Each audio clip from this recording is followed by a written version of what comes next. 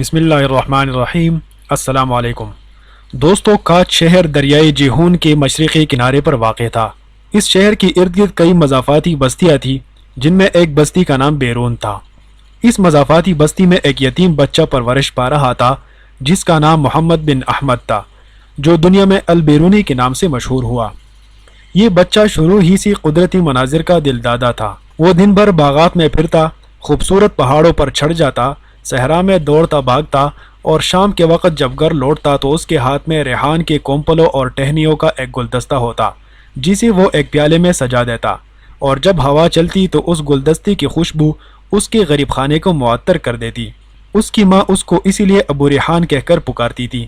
البیرونی کا باپ ایک چھوٹا سا کاروبار چلاتا تھا، لیکن اس کی ناگہانی موت کی وجہ سے البیرونی کی ماں اپنے لیے اور اپنے بیٹے کے لیے جنگل سے لکڑیاں جمع کر کے روزی کمانے پر مجبور ہو گئی۔ اس کام میں البیرونی اپنی ماں کا ہاتھ بٹاتا تھا۔ ایک روز البیرونی کی نباتات کے ایک یونانی عالم سے ملاقات ہو گئی۔ البیرونی نے اسے ایک باغ میں پھول توڑنے اور جنگل کے درختوں کے نیچے پودوں کو کاٹتے دیکھا، تو اس یونانی عالم کے پاس پہنچ کر احتجاج کرتے ہوئے کہنے لگا، جناب، آپ ان پھولوں کو کیوں توڑ رہے ہیں اور پودوں کو کیوں کاٹ رہے ہیں؟ کیا آپ میری طرح ان کو کاٹے بغیر اور انہیں زندگی سے محروم کیے بغیر ان کی تصویریں نہیں بنا سکتے؟ یہ سن کر یونانی عالم ہنس پڑا اور کہنے لگا، بیٹے، میں ان پھولوں اور پودوں کو علم کی خاطر جمع کر رہا ہوں۔ ان پودوں اور پھولوں سے ہم بیماریوں کا علاج کے لیے دوائی تیار کرتے ہیں۔ یہ سن کر البیرونی خوشی سے چلایا، تو کیا آپ نباتات کے عالم ہیں؟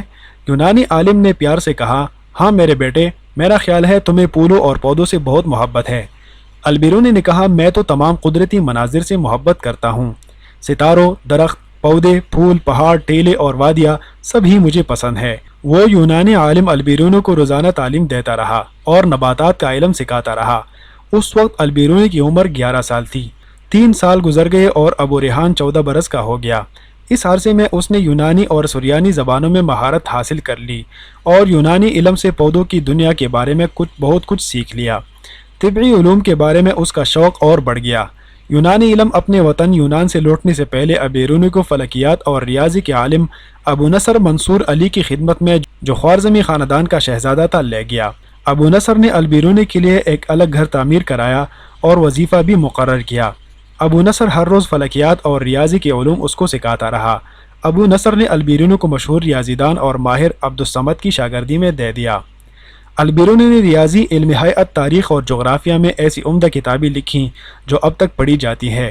ان میں کتاب الہند بھی ہے، جس میں البیرونی نے ہندوؤں کے مذہبی عقائد، ان کی تاریخ اور برصغیر پاک و ہند کے جغرافیائی حالات بڑی تحقیق سے لکھے ہیں۔